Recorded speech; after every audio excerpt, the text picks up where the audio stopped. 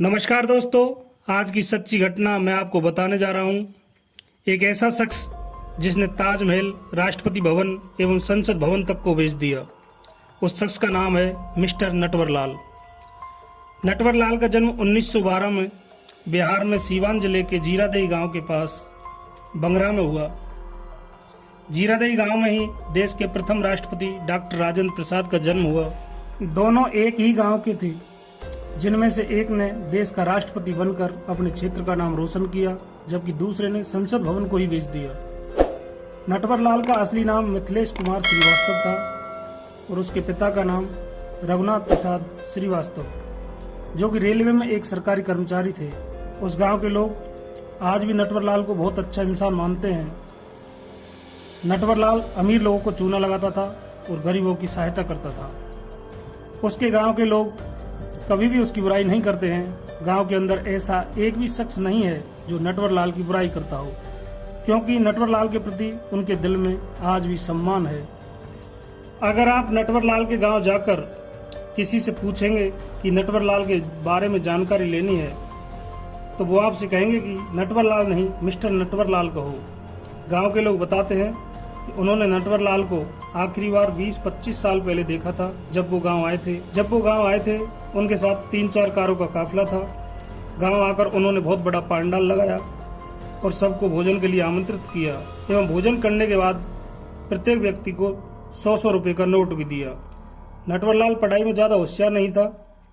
वह 10वीं क्लास में फेल हो गया। एक बार पड़ोस के ही सहाय नाम के आदमी ने नटवरलाल को एक बैंक ड्राफ्ट दिया और कहा कि इसे तुम बैंक में जमा करवा देना। इसके बाद नटवरलाल ने उस व्यक्ति के साइन करके देखे तो उसने हूबहू साइन कर दिए। उसे देखकर कोई भी व्यक्ति साइन में फर्क नहीं बता सकता था। इसके बाद नटवरलाल ने ड्राफ्ट तो बैंक में जमा करा दिया, लेकिन उसके बाद उसने एक ड्राफ्ट बनाया और उस पे सहाय के हस्ताक्षर करके बैंक से कुछ पैसे निकाल लिए। जब वो पकड़ा नहीं गया तो उसने ऐसा 2-3 बार किया। उसकी लाइफ का यह पहला क्राइम था। इसके बाद सहाय बैंक जाता है तो उसे पता चलता है कि उसके खाते से पैसे गायब हो गए हैं। तो उसने बैंक वालों से पूछा कि मेरे पैसे कहाँ चले गए। बैंक वालों ने बताया कि आपने जो लड़का ड्राफ्ट लेकर के भेजा था, उसी ने आपके पैसे निकाले हैं। यह सुनकर वो व्यक्ति नटवरलाल के घर आकर नटवरलाल के पिताजी से उसकी शिकायत करता है। इस बात पर नटवर के पिताजी ने नटवरलाल को खूब जमकर पीटा।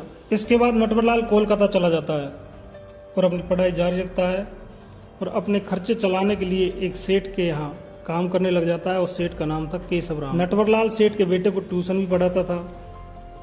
एक बार नटवरलाल ने सेठ से कुछ पैसे उधार मांगे तो सेठ ने मना कर दिया। इस बात से नाराज होकर नटवरलाल ने सेठ के व्यवसाय में 4.5 लाख की ठगी की और पैसे लेकर फरार हो गया। नटवरलाल की इंग्लिश बहुत अच्छी थी। वह फर्राटेदार इंग्लिश बोलता था। वह जिस काम की मन में ठान लेता उसे पूरा करके ही दम लेता। नटवरलाल को जाली साइन करने में महारत हासिल था। वह किसी भी व्यक्ति के साइन कर देता था और वो भी सेम टू सेम।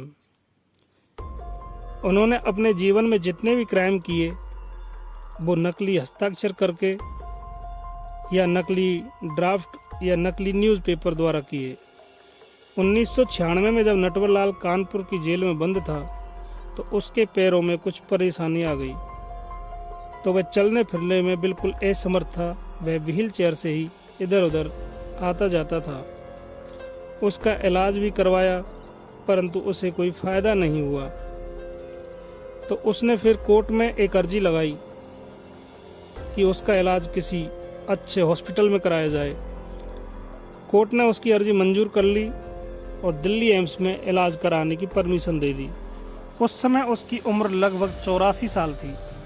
3 पुलिस वाले उसे लेकर दिल्ली एम्स पहुंच जाते हैं और उसका इलाज कराकर वापस रेलवे स्टेशन पर आ जाते हैं। तो आने में थोड़ा लेट हो जाते हैं, जिससे उनकी ट्रेन छूट जाती है। इसके बाद 2 पुलिसकर्मी दूसरी ट्रेन की टिकट लेने चले जाते हैं और एक पुलिसकर्मी को नटवरलाल के पास छोड़ जाते हैं। तभी नटवरलाल ने कहा कि मुझे एक चाय पिला दो।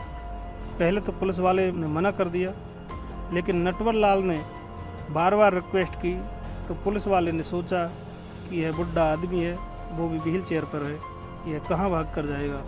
पुलिस वाला चाय लेने चला जाता है। जब पुलिस वाला वापस चाय लेकर आता है तो व्हील चेयर खाली देखकर उसके होश उड़ जाते हैं। वहाँ नटवरलाल नहीं था, व्हील चेयर सूनी पड़ी थी। इसके बाद सभी पुलिस वालों ने रेलवे स्टेशन और उसके आसपास नटवरलाल को काफ़ी ढूंढा, परंतु नटवरलाल का कोई पता नहीं चला। पुलिस वाले सोचते हैं कि जो व्यक्ति कई वर्षों से व्हील चेयर पर है, वो आदमी कैसे भाग सकता है। यही तो नटवरलाल की चतुराई थी। वह किसी भी घटना को अंजाम देने के लिए महीनों पहले प्लानिंग कर लेता था। वह किसी भी आदमी को बेवकूफ़ बना देता था। इतने दिनों से वह व्हील चेयर पर था, यह उसकी सोची समझी प्लानिंग का हिस्सा था। नटवरलाल की 2 बीवियां थी जो अब इस दुनिया में नहीं है। उसकी एक बेटी है जो कि रांची में रहती है और एक छोटा भाई है जो बिहार के गोपालगंज में रहता है। 2009 में नटवरलाल के वकील ने कोर्ट में एक अर्जी लगाई कि नटवरलाल के ऊपर जितने भी मुकदमे चल रहे हैं उनको बंद कर दिया जाए, क्योंकि नटवरलाल की मृत्यु हो चुकी है। नटवरलाल की मृत्यु कब, क्यों और कैसे हुई, अभी तक ये किसी को पता नहीं है। उनकी मृत्यु को लेकर तरह तरह के मतभेद है। एक तरह से उसने मौत को भी धोखा दिया। एक बार नटवरलाल सफेद खादी कुर्ता पजामा पहनकर 4 व्हीलर गाड़ी लेकर के कनॉट प्लेस घड़ी की एक दुकान पर पहुंचता है। उस वक्त फाइनेंस मिनिस्टर थे नारायण दत्त तिवारी और राजीव गांधी प्राइम मिनिस्टर थे। तो वहां पहुंचकर दुकान मालिक से कहता है कि वह मिनिस्टर नारायण दत्त तिवारी का पीए है और राजीव गांधी ने एक मीटिंग बुलाई है, उसमें आने वाले लोगों को घड़ियां दी जाएगी, इसलिए आप मुझे महंगी से महंगी और अच्छी से अच्छी घड़ी दिखाइए। दुकानदार को एक बार तो शक हुआ, परंतु उसने सोचा कि इतना बड़ा ऑर्डर है, कहीं हाथ से मौका ना निकल जाए, तो झट से दुकानदार ने उनको बहुत सारी घड़ियां दिखा दी। घड़ी पसंद करने के बाद नटवरलाल कहता है कि मैं इन घड़ियों को कल लेकर जाऊंगा। अगले दिन वह फिर दुकान पर जाता है और वहां से 93 महंगी घड़ियां पैक करवाता है और कहता है कि आप अपना एक आदमी मेरे साथ भेज दीजिए, मैं उसको घड़ियों के मूल्य का ड्राफ्ट दे दूंगा। फिर नटवरलाल एक व्यक्ति को साथ लेकर उसे गाड़ी में बैठाकर सीधा नॉर्थ ब्लॉक पहुंच जाता है, जहां सारे वीवीआईपी लोग रहते हैं। वहां गाड़ी रोककर सीधा अंदर जाता है और वापस आकर 39,000 रुपये का ड्राफ्ट देता है। उस जमाने में 39,000 रुपये बहुत बड़ा अमाउंट था। अगले दिन जब दुकान मालिक उस ड्राफ्ट को बैंक में जमा करवाने जाता है तो उसे पता चलता है कि ड्राफ्ट फर्जी है। ऐसा करके नटवरलाल ने सैकड़ों लोगों को चूना लगाया। ऐसा कोई सगा नहीं जिसको नटवरलाल ने ठगा नहीं। नटवरलाल ने बड़े बड़े बिजनेसमैनों को ठगा, यहाँ तक कि उसने टाटा और बिरला को भी नहीं छोड़ा। उसने ताजमहल, लाल किला, संसद भवन और राष्ट्रपति भवन तक को बेच दिया, और एक बार नहीं, ऐसा उसने कई बार किया। बाकायदा उसने इन प्रॉपर्टीज के जाली दस्तावेज बनाए और उन पर संबंधित अधिकारियों के साइन किए ताकि किसी को कोई शक न हो। उसने संसद भवन को तब बेचा जब उसके अंदर कार्रवाई चल रही थी। नटवरलाल ने 1937 में रेलवे के गोदाम में पड़े कई टन लोहे की चद्दर को भी बेचने की कोशिश की, किंतु वह सफल नहीं हुआ। यहाँ तक कि उसने वेश्याओं को भी नहीं छोड़ा। वह उनके कोठे पर जाता और उनको खूब शराब पिलाता था और अंत में पैसा और धन लूटकर फरार हो जाता। नटवरलाल ठगी करते वक्त अपना नाम बदल लेता था। वह जब भी कोई ठगी करता अलग अलग नामों से करता। कभी वो राधे श्याम बन जाता, कभी सीताराम, कभी मनोज पांडे। ऐसे वो अपना नाम बदलता रहता था और उनको अलग अलग एड्रेस ही बताता था। एक बार तो उसने एड्रेस में राष्ट्रपति भवन का नाम दे दिया। नटवरलाल के ऊपर 400-500 ठगी के मुकदमे दर्ज थे। वह कुल 9 बार गिरफ्तार हुआ, जिनमें से सिर्फ एक बार उसको जमानत मिली, बाकी 8 बार वह चकमा देकर जेल से फरार हो गया। ऐसे नटवरलाल के हजारों ठगी के किस्से हैं। एक बार नटवरलाल लखनऊ की जेल में 2 साल से बंद था, तो उसकी पत्नी हर हफ्ते उसको खत लिखा करती थी, जिसमें वो अपनी परेशानियों के बारे में लिखती थी। लेकिन जेल नियमों के अनुसार कोई भी चीज़ या पत्र बाहर से आता था, उसकी पूरी जांच पड़ताल की जाती थी। कैदी के लिए कोई सामान बाहर से तो नहीं आया है जिससे जेल नियमों का उल्लंघन हो, या किसी कैदी के जेल से भागने का प्लान तो नहीं है जिसे पढ़कर कोई कैदी भाग जाए। और सुरक्षा की दृष्टि से लेटर को भी पढ़ा जाता था, लेकिन नटवरलाल की पत्नी के लेटर का कोई जवाब नहीं देते थे और उनकी पत्नी हर हफ्ते उसको लेटर देती थी। लेकिन कई लेटर आने के बाद नटवरलाल ने अपनी पत्नी के नाम कोई भी चिट्ठी नहीं लिखी।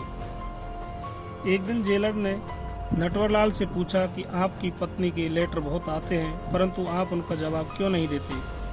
तो नटवरलाल ने कहा कि ठीक है साहब, आप कह रहे हैं तो मैं अब की बार लेटर का जवाब दे दूंगा।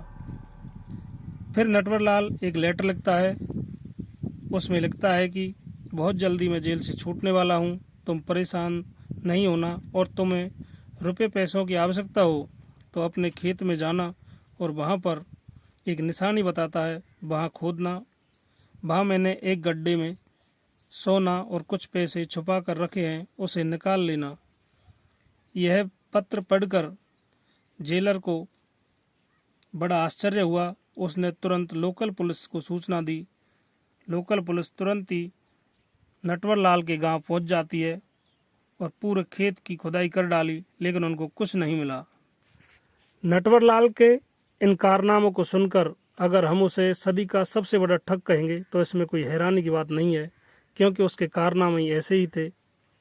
दोस्तों, हमारी कहानी आपको कैसी लगी? अगर अच्छी लगी हो तो आप हमारे वीडियो को शेयर करें एवं चैनल को सब्सक्राइब करना न भूलें।